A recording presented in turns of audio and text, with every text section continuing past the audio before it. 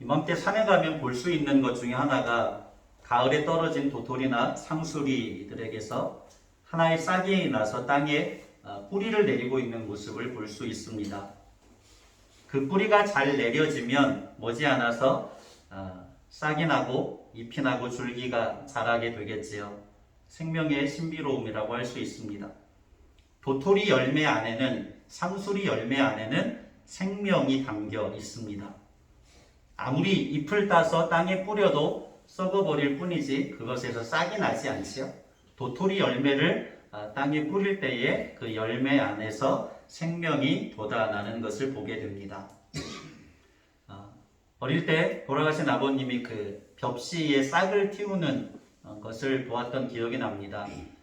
물에다 벽시를 담그고 비닐 같은 것으로 까맣게 이렇게 덮어놔서 일정 기간이 지나면 벽시에서 싹이 나오죠. 그러면 네모난 모판에 흙을 뿌리고 그 위에 벽시를 올려놓고 못자리를 만들어 줍니다.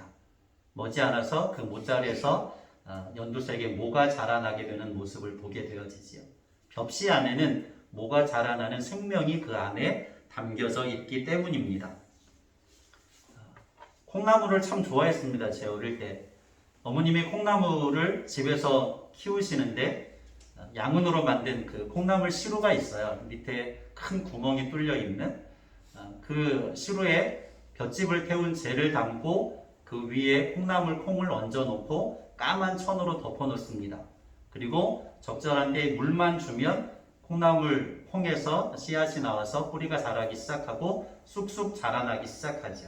일정한 크기로 자라나면 뽑아서 무침을 해 먹으면 그렇게 맛있을 수가 없습니다. 역시 콩나물 콩 안에 생명이 담겨 있기 때문에 물을 주면 그 생명이 싹을 틔우는 것을 보게 되어지지요. 콩과 콩나물은 생긴 모습이 다릅니다. 그러나 같습니다. 도토리와 도토리의 나무는 생긴 모습이 전혀 다르지만 같습니다. 벽시와 모는 생긴 모습이 역시 다르지만 또 같습니다. 생명이 그 안에 담겨 있기 때문이지요. 그것을 오늘 37절과 38절에 사도 바울이 부활의 예시로 설명을 하지요. 37절, 38절을 같이 읽겠습니다. 굉장히 감동이 되는 말씀입니다.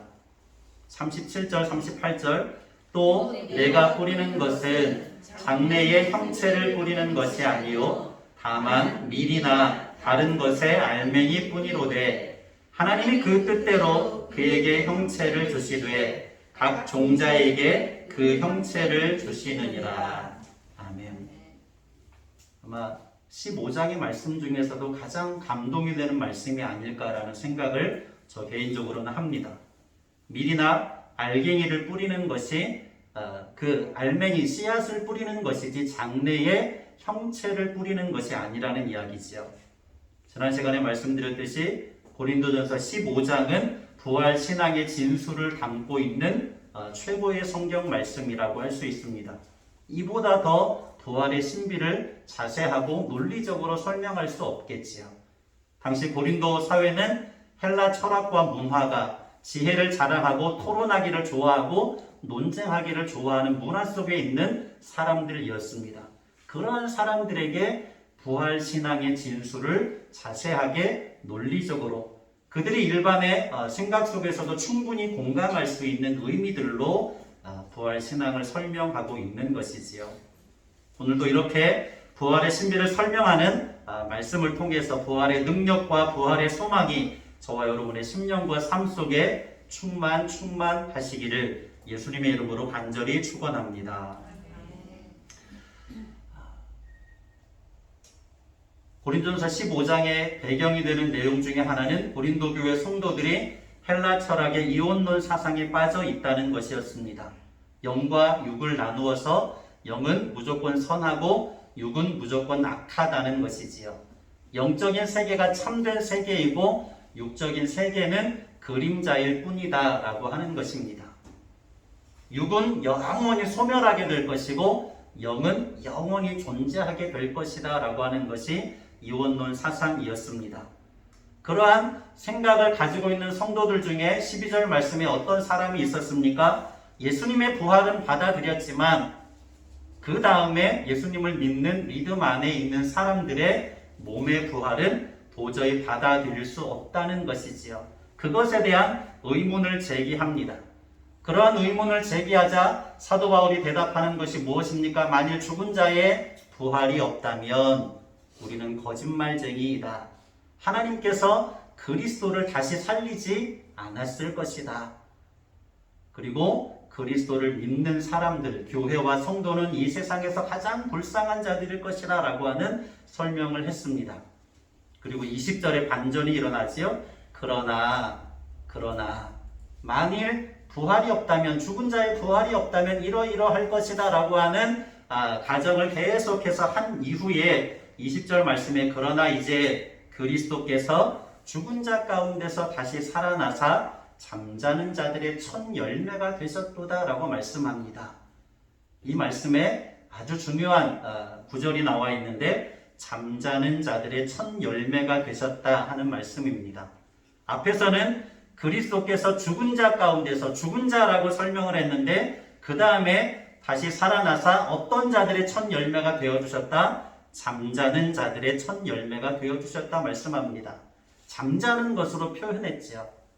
이 잠잔다라고 표현한 것은 무엇을 염두에 두고 하는 말입니까? 저녁에 잠이 들면 아침에 일어나면 어떻게 됩니까? 깨어나게 되지요. 잠자는 자들의 첫 열매라고 말하는 것은 깨어날 자들의 첫 열매, 예수님처럼 부활하게 될 자들의 첫 열매가 되어주셨다. 이 말씀을 하기 위해서라고 할 수 있습니다.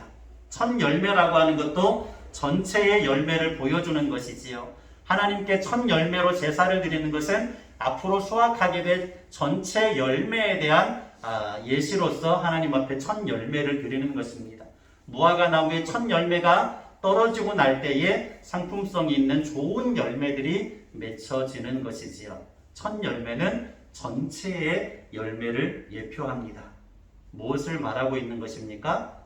예수님 한 사람의 부활로 끝나는 것이 아니라는 사실을 말하고 있는 거죠. 부활은 예수님의 부활로 끝나는 것이 아니라 예수님을 믿는 믿음 안에 있는 모든 사람들이 부활하게 될 것이라는 사실을 사도 바울은 강력하게 증거하고 있는 것입니다. 고린도 교회 성도들 중에 일부 성도들은 예수님의 부활은 받아들였지만 예수님을 믿는 믿음 안에 있는 사람들이 몸이 부활할 것이다 라고 하는 것을 받아들이지 않았기 때문에 이원론적인 신앙에 빠져서 영과 육을 철저하게 분리시키고 있었기 때문에 사도 바울은 그들을 향하여서 예수님께서 잠자는 자들의 첫 열매가 되셨다. 깨어날 자들의 예수님처럼 부활하게 될 자들의 첫 열매가 되어주셨다. 라는 것을 가르치면서 부활의 소망을 전하는 것이죠. 이제 그 내용들을 한 걸음 더 발전시켜서 아담과 그리스도를 대조시켜서 설명을 합니다. 21절과 22절을 볼까요? 21절, 22절 말씀 같이 봅니다. 사망이 한 사람으로 말미암았으니 죽은 자의 부활도 한 사람으로 말미암는도다. 아담 안에서 모든 사람이 죽은 것 같이 그리스도 안에서 모든 사람이 삶을 얻으리라. 아멘. 이제 아담과 그리스도를 대조시킵니다. 땅에 속한 것과 하늘에 속한 것을 계속해서 대조시키고 있는데 최초의 사람 아담은 완전한 존재로 지음받았습니다. 부족함이 없는 존재로 지음받았습니다.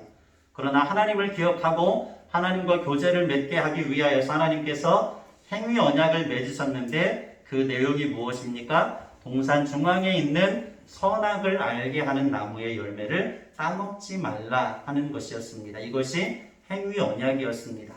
그런데 아담이 불순종함으로 말미암아 죄가 아담에게 들어왔고 그 죄로 말미암아 죽음이 하나님의 죽음의 심판이 인류에게 들어오게 되었습니다. 왜냐하면 열매를 따먹지 말라, 따먹으면 반드시 죽으리라 하는 명령을 하나님께서 내리셨기 때문입니다. 결국에 아담의 후손으로 태어난 모든 사람들은 아담의 죄성들을 그대로 이어받게 된 것이고 그 죄로 말미암아서 인류에게는 영원한 죽음이 임하게 되었다 하는 것이죠. 이것이 성경의 대전제입니다. 그래서 하나님께서 이루어 가시는 구원의 역사는 아담의 후손으로 태어나서 모든 사람이 죄인이고 그 죄로 말미암아 죽음에 처해 있기 때문에 그들을 구원하기 위한 죄의 문제를 해결하는 것이 하나님께서 이루어 가시는 구원의 역사의 핵심이라고 할 수 있습니다. 그래서 하나님이신 예수님께서 친히 사람의 몸을 입으시고 이 땅에 오셔서 어린 양 대속의 제물로 죽으신 것이지요. 그 대속의 죽음을 죽으신 것으로 끝이 나버렸다면 죄의 문제를 해결하지 않고 사도 바울이 이야기하는 것처럼 죄가 그대로 남아 있을 것입니다. 그런데 죄와 죽음의 권세를 이기시고 예수님께서 부활하셨기 때문에 죄의 문제를 완전히 해결하신 것이지요. 그 믿음 안에 예수 그리스도를 믿는 믿음 안에 있는 사람들에게 영원한 부활의 소망을 갖게 해주셨다는 것입니다. 26절을 같이 읽을까요? 26절입니다. 맨 나중에 멸망받을 원수는 사망이니라. 아멘. 예수님의 부활은 현재적으로 죄와 죽음의 권세를 이기신 것입니다. 그리고 예수님이 다시 오셔서 마지막 때에 심판을 하게 되실 때는 죽음을 멸망시킬 것이다. 죽음을 없애버릴 것이다. 죽음을 멸할 것이다. 라고 하는 말씀의 내용입니다. 아담 안에서 모든 사람은 죽었습니다. 영원한 죽음이지요. 그러나 예수 그리스도 안에서 어떤 소망이 생겼습니까? 죄의 문제를 해결받고 영원한 부활의 소망이 생기게 되었습니다. 아담 안에서 모든 사람이 죽은 것처럼 죄 없으신 예수 그리스도 안에서 모든 사람이 생명을 얻게 되었다. 이것이 사도 바울의 선언입니다. 45절입니다. 45절. 기록된 바 첫사람 아담은 생명이 되었다 함과 같이 마지막 아담은 살려주는 영이 되었나니. 첫사람 아담은 생명이 되었습니다. 그것은 육신의 생명일 뿐이지요. 그러나 마지막 아담은 살려주는 영이 되었습니다. 그 죽음으로부터 살려주시는 생명을 부어주셨다는 것이지요. 계속해서 아담과 그리스도를 대조하는 말씀이 나오고 있는데 46절을 봅니다. 46절. 그러나 먼저는 신령한 사람이 아니요 육의 사람이요 그 다음에 신령한 사람이니라. 아멘. 저와 여러분은 먼저는 어떤 사람으로 태어났습니까? 부모님에게서 응의 울음으로 태어나서 육의 사람으로 태어났습니다. 먼저는 육의 사람입니다. 그러나 예수님을 믿는 믿음 안에서 우리는 어떤 사람이 될 수 있어요? 신령한 사람이 될 수 있는 것이지요. 아담은 육의 사람이고 예수님은 신령한 사람입니다. 47절입니다. 첫사람은 땅에서 났으니 흙에 속한 자이거니와 둘째 사람은 하늘에서 나셨느니라. 아담과 그리스도를 계속해서 대조시키면서 사도 바울이 말하려고 하는 분명한 의도가 담겨 있습니다. 첫사람은 아담을 말하는 것이지요. 그는 땅에서 난 자입니다. 흙에 속한 자입니다. 그러나 둘째 사람 예수 그리스도는 땅에서 난 자가 아니지요. 어디로부터 난 자라고 이야기합니까? 하늘로부터, 하늘에서 난 자라고 이야기합니다. 굉장히 중요하지요. 아담과 예수님은 근본이 다릅니다. 아담은 흙에서 태어났지만 예수님은 하늘에서 태어났습니다. 40절의 말씀처럼 하늘에 속한 형체도 있고 땅에 속한 형체도 있는데 땅에 속한 영광이 다르고 하늘에 속한 영광이 따로 있습니다. 50절을 볼까요? 자, 사도 바울이 무엇을 말하기를 원하는지 50절 시작. 형제들아 내가 이것을 말하노니 혈과 육은 하나님의 나라를 이어받을 수 없고 또한 썩는 것은 썩지 아니하는 것을 유업으로 받지 못하느니라. 아멘. 혈과 육은 땅에 속한 것입니다. 누구에게 속한 것과 같아요? 아담에게 속한 것과 같습니다. 그것은 흙에 속한 것이지요. 땅에 속한 혈과 육은 하늘에 속한 하나님의 나라를 유업으로 받을 수 없습니다. 왜냐하면 혈과 육은 어떻게 될 것이기 때문에 썩어버릴 것이기 때문입니다. 42절을 볼까요? 42절. 죽은 자의 부활도 그와 같으니 썩을 것으로 심고 썩지 아니할 것으로 다시 살아나며. 썩지 아니할 것으로 다시 살아날 때에 하늘에 속한 하나님 나라의 유업을 받게 될 수 있다는 이야기지요. 혈과 육은 땅에 속한 것이고 육에 속한 것이기 때문에 썩어버릴 것이기 때문에 하나님 나라를 유혹으로 받을 수 없습니다. 그러나 썩지 아니할 것으로 다시 살아나면 하나님의 나라를 유혹으로 받게 된다는 것이지요. 부활의 능력이며 부활의 영광이고 부활의 소망입니다. 이제 저와 여러분은 예수님을 믿는 믿음 안에서 더 이상 누구에게 속한 자가 아닙니까? 아담에게 속한 자가 아닙니다. 땅에 속한 자가 아니죠. 예수 그리스도에게 속한 자이고 하늘에 속한 자가 되었습니다. 영원한 하나님 나라에 소망이 주어졌다는 것이지요. 예수 그리스도를 믿는 믿음 안에서 부활의 능력과 영광을 맛보며 하늘에 속한 자로서의 품이 있는 품격 있는 믿음의 삶을 살아나갈 수 있는 저와 여러분이 되시기를 예수님의 이름으로 간절히 축원합니다. 두 번째 단락은 12절의 말씀에 첫 번째 문제 제기가 있었는데 오늘 35절 말씀에 두 번째 문제 제기가 있습니다. 첫 번째 문제 제기에서 한 걸음 더 발전했습니다. 첫 번째 문제 제기는 무엇이었습니까? 몸의 부활은 있을 수가 없다라고 하는 것이었죠. 그런데 35절에 두 번째 문제 제기가 나와 있습니다. 35절을 같이 볼까요? 누가 묻기를 죽은 자들이 어떻게 다시 살아나며 어떠한 몸으로 오느냐 하리니. 아멘. 두 번째 문제 제기입니다. 죽은 자들이 어떻게 다시 살아날 수 있느냐? 만약에 다시 살아난다면 그 몸은 어떤 몸이 되겠느냐? 설명을 좀 해봐라. 이런 이야기겠죠? 그거에 대한 최고의 답변이 1차적인 답변이 37절과 38절입니다. 다시 37절, 38절 너무나도 이 사도 바울이 말하려고 하는 의도를 이해하면서 읽으면 정말로 감동적인 말씀인데 37절과 38절입니다. 또 내가 뿌리는 것은 장래의 형체를 뿌리는 것이 아니요 다만 밀이나 다른 것의 알맹이 뿐이로되 하나님이 그 뜻대로 그에게 형체를 주시되 각 종자에게 그 형체를 주시느니라. 아멘. 여기에서 발전되는 말씀이 계속 나오는데 도토리 나무를 땅에 뿌리는 것이 아니라 도토리 열매를 땅에 뿌리는 것입니다. 밀나무를 땅에 뿌리는 것이 아니라 밀을 땅에 뿌리는 것입니다. 콩나무를 땅에 뿌리는 것이 아니라 콩 열매를 땅에 뿌리는 것입니다. 하나님께서는 도토리 열매 안에 생명을 담아 놓으셨습니다. 그 생명이 싹을 틔우면 도토리 나무가 되는 것이요. 떡갈나무가 얼마나 크게 높이 자랍니까? 그 나무 속에 나무가 그렇게 크게 자라는데 작은 도토리 열매 속에 그 생명이 담겨 있도록 하나님께서 그 도토리에 맞는 형체를 예비하신 것입니다. 도토리만 보고 그처럼 크게 자라나는 떡갈나무를 상상할 수 없지요. 그런데 도토리 열매와 도토리 나무는 전혀 다르지만 또 같다고 할 수 있지요.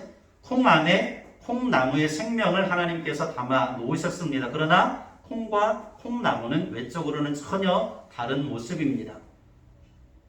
또 여러 가지 설명을 할 수 있지요. 하나님께서 애벌레 안에 무엇의 생명을 담아 놓으셨습니까? 나비의 생명을 담아 놓으셨습니다.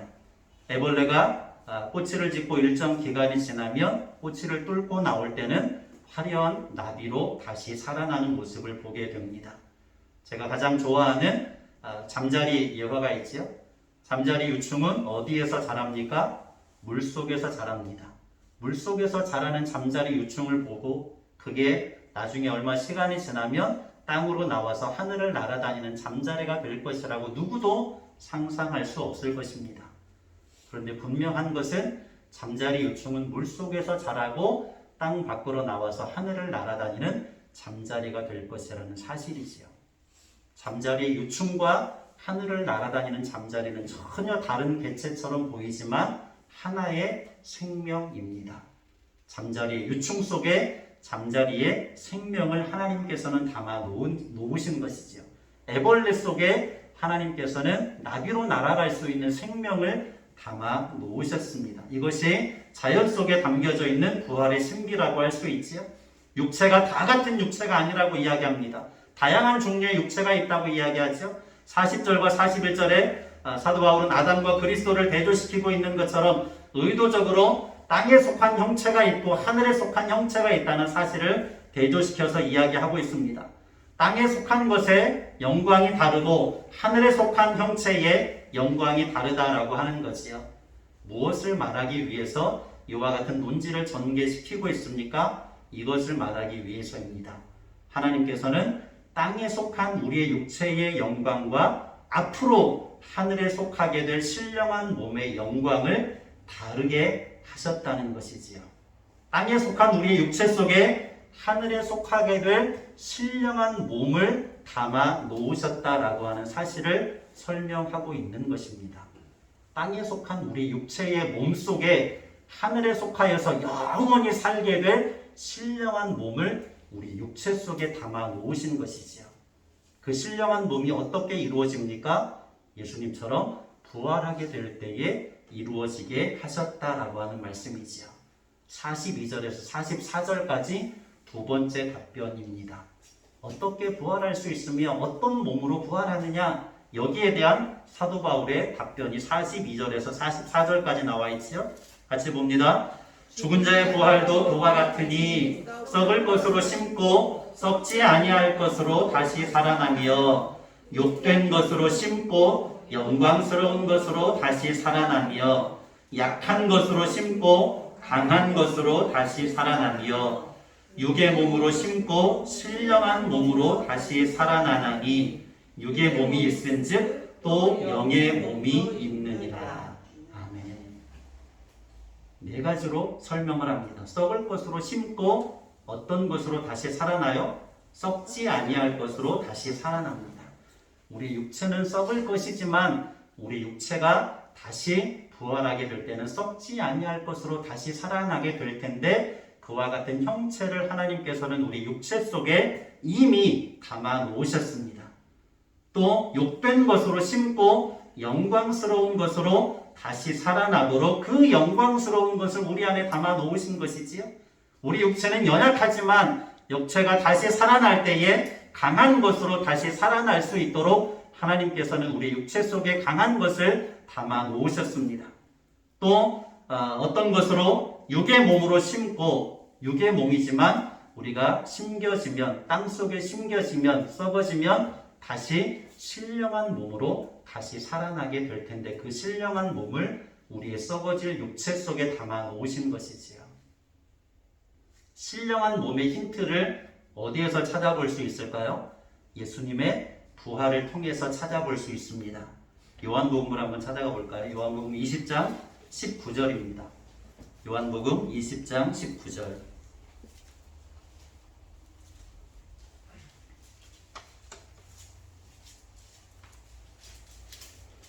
신약성경 네 번째 책 요한복음 20장 19절. 같이요. 이날 곧 안식 후 첫날 저녁 때에 제자들이 유대인들을 두려워하여 모인 곳에 문들을 닫았더니 예수께서 오사 가운데 서서 이르시되 너희에게 평강이 있을지어다. 아멘. 여기서 주목해서 보아야 할 말씀은 제자들이 유대인들을 두려워해서 모인 곳에 문들을 닫아버렸다라고 하는 말씀입니다.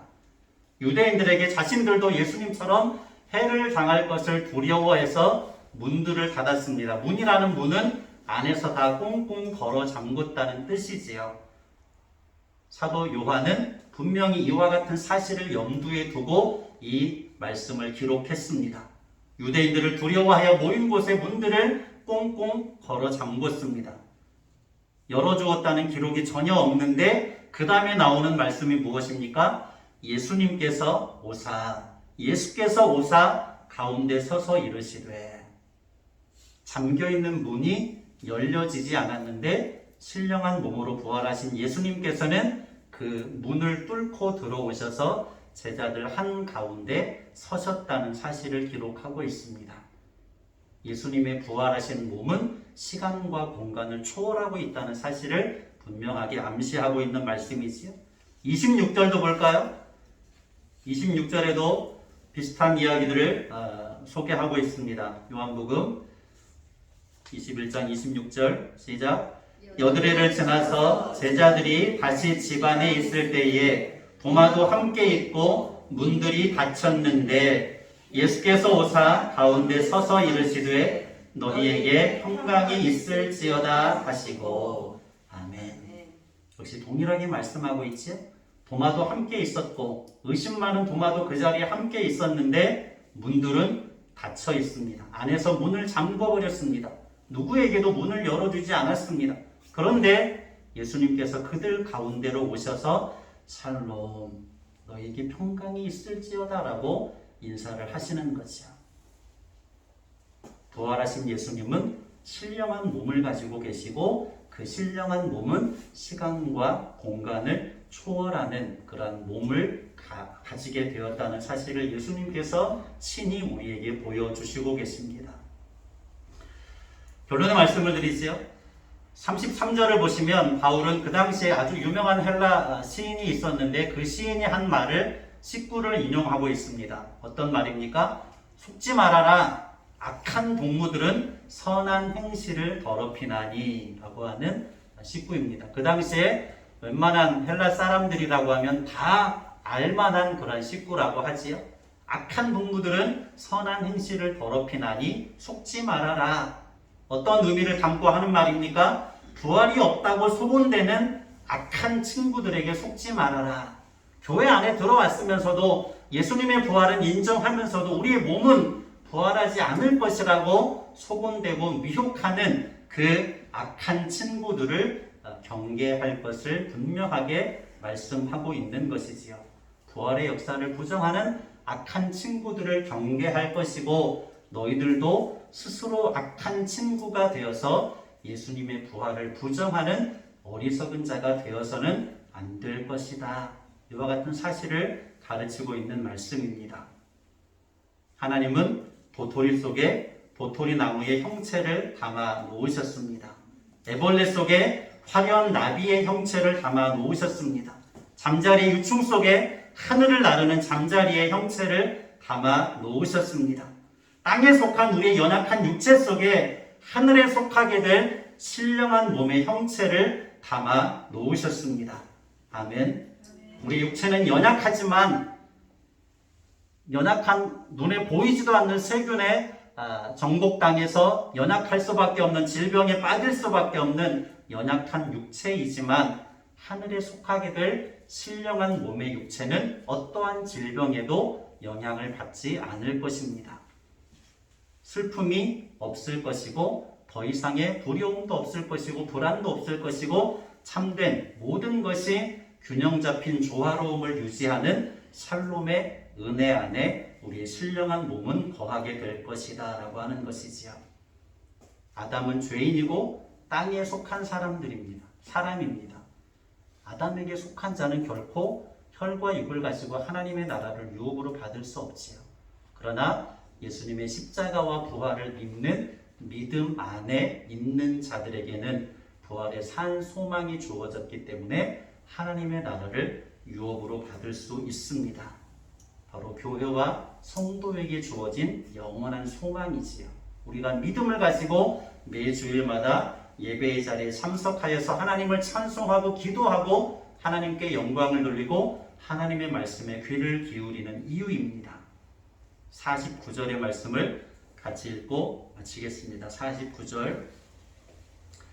우리가 흙에 속한 자의 형상을 입은 것 같이 또한 하늘에 속한 이의 형상을 입으리라. 아멘.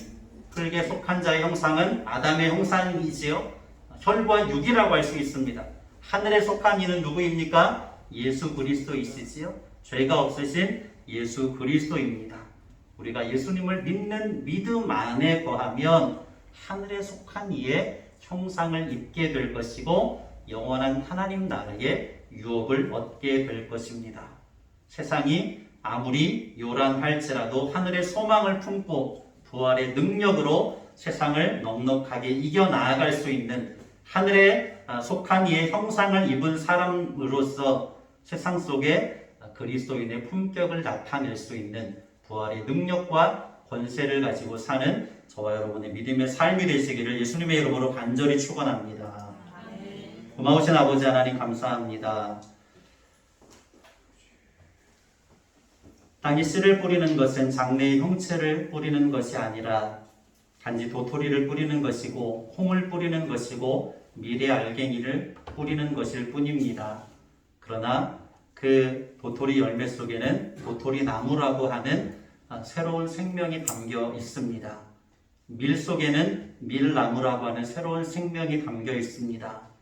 우리 육체 속에는 신령한 몸이라고 하는 영원한 하나님 나라를 유업으로 받게 될 형체가 담겨 있는 것을 믿습니다. 그것을 우리에게 보여주시기 위하여서 예수님께서 죄와 죽음의 권세를 이기시고 부활하신 것을 믿습니다. 우리 목양교회와 모든 권속들이 부활의 산 소망을 가지고 세상 가운데 부활의 능력을 나타낼 수 있는, 부활의 권세를 나타내며 누릴 수 있는 하나님 나라의 유업을 얻은 자로서의 그 살롬의 은혜를 증거하고 나타낼 수 있는 믿음의 사람들 되게 하여 주시옵소서. 간절히 소원하며 예수 그리스도의 이름으로 기도드립니다. 아멘.